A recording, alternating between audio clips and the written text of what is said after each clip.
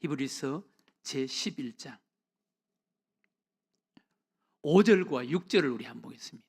5절과 6절.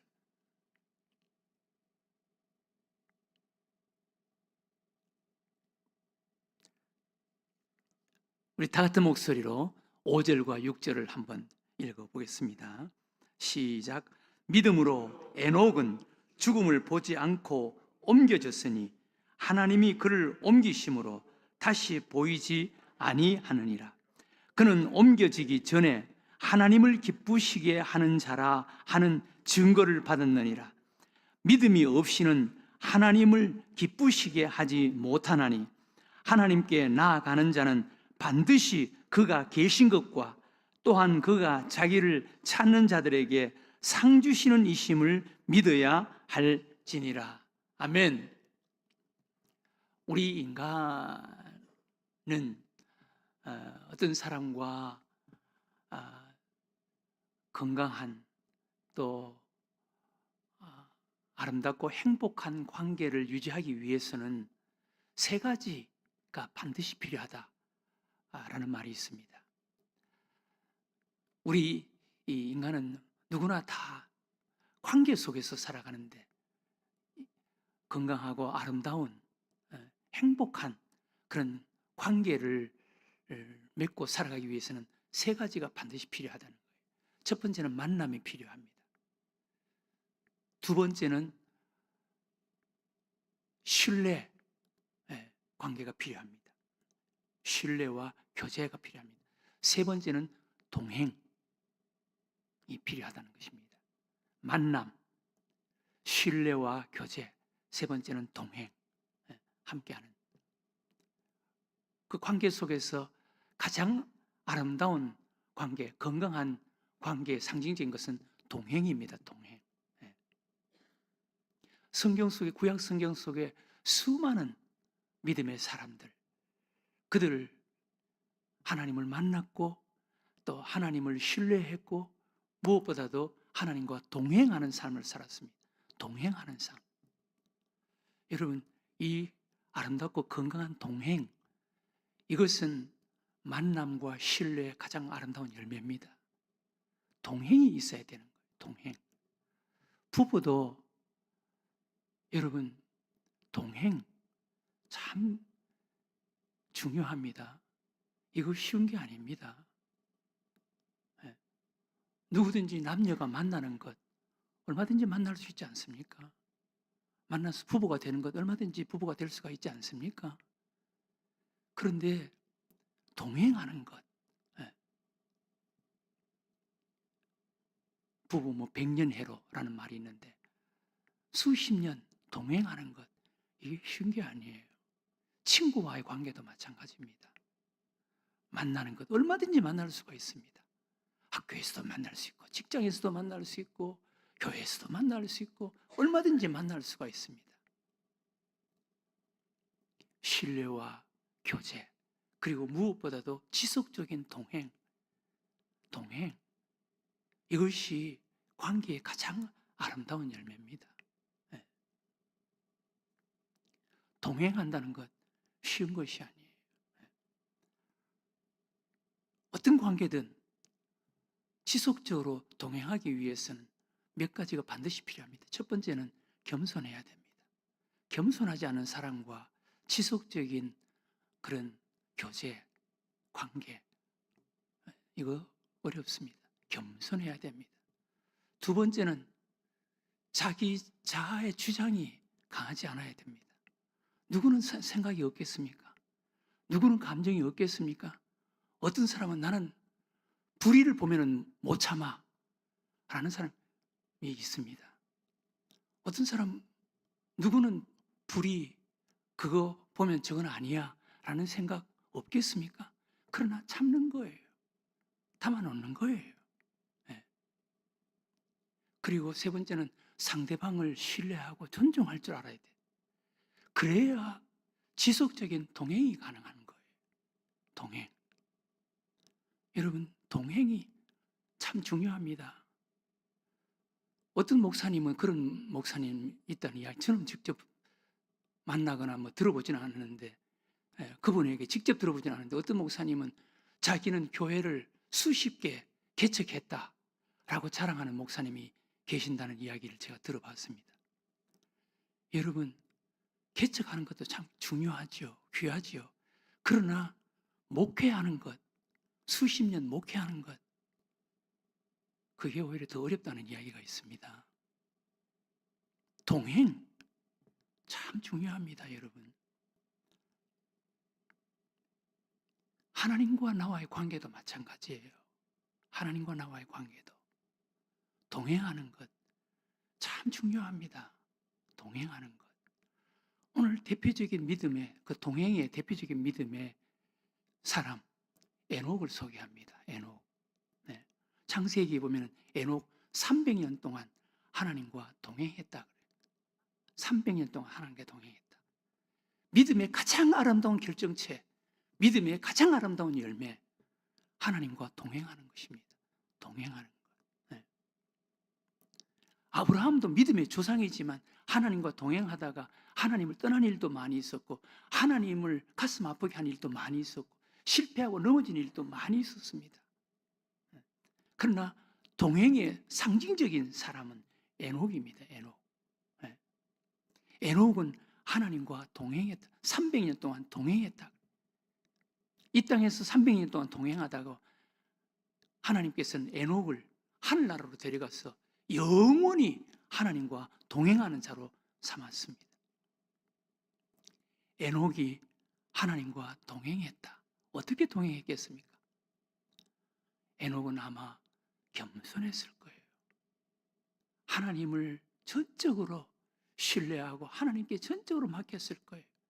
하나님과 인격적인 그런 교제, 만남, 하나님을 따랐을 거예요. 아마 에녹 300년 동안 하나님과 동행했다.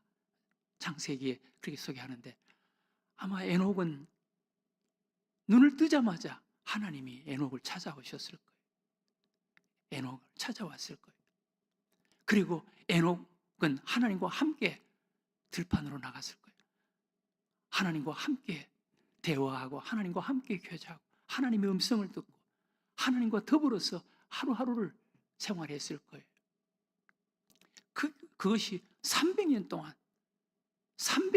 하나님과 동행했습니다. 어느 날 하나님께서는 하루 종일 에녹과 함께 어울려서 교제하고 동행하다가 하나님은 그날은 에녹의 집으로 에녹을 데려다 주지 않고 하나님의 집으로 에녹을 데리고 갔습니다. 하나님께서 에녹을 데리고 가셨다. 여러분, 우리도 언젠가는 이 세상을 떠날 텐데 이렇게 하나님과 동행하다가 어느 날 하나님과 함께 하나님의 나라에 동행하면 얼마나 좋겠어요. 얼마 전에 어떤 뉴스에 보니까 이태리인가 유럽의 어느 나라는 안락사가 합법화되어 있다 그러더라고요. 온 당사자가 동의를 하고 모든 가족들이 동의를 하고 그리고 의사가 2명 이상 동의를 해주면 안락사가 합법화되어 있다는 거예요. 이 사람은 병원에서도 더 이상 치료가 불가능하고 더 이상 살아간다는 것, 생명이 있다는 것은 의미가 없다. 의사 2사람 이상이 이렇게 허락을 하면은 본인과 가족과 의사 2사람 이상이 허락을 하면은 안락사가 합법화되어 있다 그러더라고요. 그런데 며칠 전에 신문에 보니까 60년을 함께 산 유치원에서 만나서 결혼을 했는데 60년을 함께 산 두 부부가 한날 한시에 안락사를 선택해서 안락사 죽음조차도 함께 했다라는 그런 기사를 본 적이 있습니다. 그 2사람이 한 사람은 아내가 치매에 걸려서 그 남편이 아내를 그렇게 돌봐줬는데 남편도 마지막에는 암에 걸려서 2사람이 더 이상 살아간다는 것이 별로 의미가 없어서 본인들도 합의를 했고 가족들도 동의를 했고 그리고 의사도 2사람 이상이 아내가 중증 치매 환자고 남편이 암 환자여서 더 이상 산다는 것은 별로 의미가 없다. 그래서 의사들도 동의를 했습니다. 그래서 두 사람이 한날 한시에 함께 죽음을 맞이했다. 뉴스 신문에 난 기사 읽어봤습니다. 여러분 참 아름답지 않겠습니까? 언젠가는 우리도 이 세상을 떠나게 될 텐데 그렇게 가지는 못할지라도 하나님과 동행하다가 하나님과 함께 하나님의 나라로 옮겨가는 삶, 얼마나 아름답겠습니까? 에녹이 바로 그런 사람이었다는 거예요. 에녹, 하나님과 동행하는 삶의 대표적인 사람이 에녹. 이것이 진정한 믿음이라는 거예요. 이것이 진정한 믿음. 여러분들은 우리 하나님과 동행하는 믿음 생활을 하고 있습니까? 어떻습니까? 하나님과 동행하는 믿음. 제가 한번 여러분들에게 소개하지 않았습니까? 존이라는 사람. 어느 교회에 난 12시만 되면 그 교회 본당에 들어갔다가 바로 나오는 한 나이 많은 사람이 있었습니다. 그래서 담임 목사님이 한두 번은 교회에 찾아오는 사람들이 많으니까 이해를 했는데 매일같이 난 12시만 되면 교회 방문을 해서 본당에 들어갔다가 잠시 후에 그냥 나오는 거예요. 그래서 저분이 누군가? 왜 저러신가? 그래서 담임 목사님이 교회 그 사찰 집사님에게 한번 이야기를 했습니다.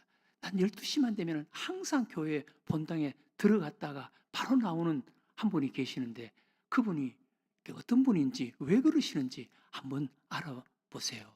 그러면서 담임 목사님이 사찰 집사님에게 이야기를 했습니다. 그래서 어느 날 사찰 집사님이 기다렸다가 그분이 교회 본당에 들어갔다가 바로 나오는 거예요.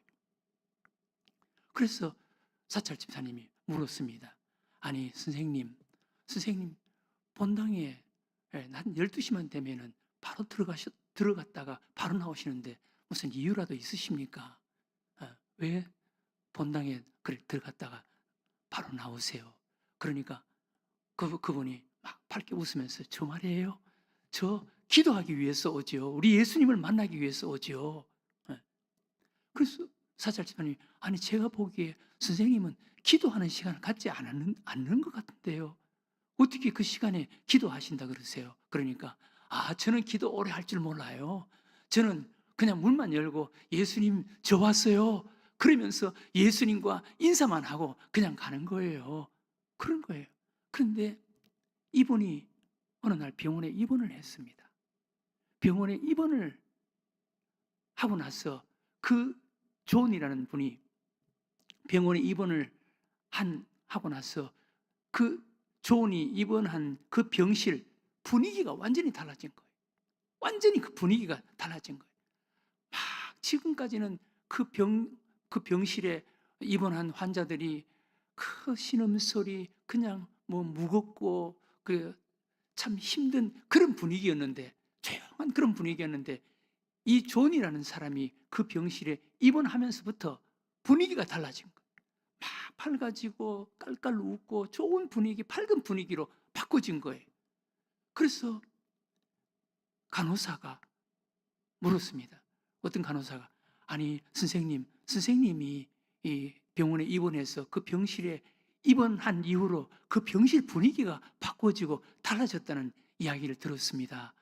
선생님 무슨 비결이라도 있습니까? 그러니까 저 말이에요. 제 때문이 아니라 저를 매일 찾아오시는 우리 예수님 때문이죠. 예수님 때문이죠. 아니 예수님이 찾아오신다고요? 저는 한 번도 본 적이 없는데요. 간호사들이 한 번도 본 적이 없는데요. 그러니까 12시만 되면은 우리 예수님께서 우리 병실 문을 열고 존 나야 예수야 내가 왔네 그러면서 우리 예수님이 저를 찾아와요. 그 예수님 때문에 우리 병실 분위기가 밝아진 거예요. 우리 예수님 때문이에요. 그렇게 이야기를 했다는 것입니다. 여러분, 이 존이라는 이 그리스도인처럼 여러분들 예수님을 그렇게 만나십니까? 예수님과 그렇게 동행하십니까? 에녹이 바로 그런 대표적인 사람이에요. 에녹. 오늘 이 아침 기도했으면 좋겠습니다. 여러분, 우리 인간은 관계 속에 살아가는 거예요. 관계 속에. 인간과의 관계 속에, 하나님과의 관계 속에 살아가는 거예요. 관계 가운데 가장 아름다운 관계는 동행입니다. 동행.